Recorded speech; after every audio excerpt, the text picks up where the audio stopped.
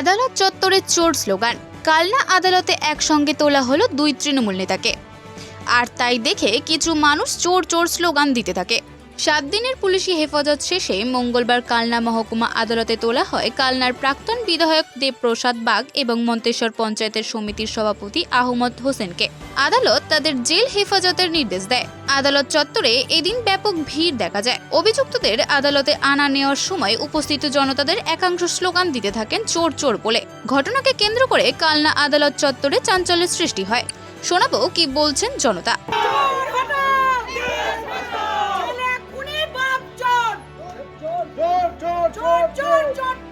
তৃণমূলের নেতাটা চোর চোর চোরটা আরে ছেলে কুনি বাপ চোর, ছেলে কুনি বাপ চোর।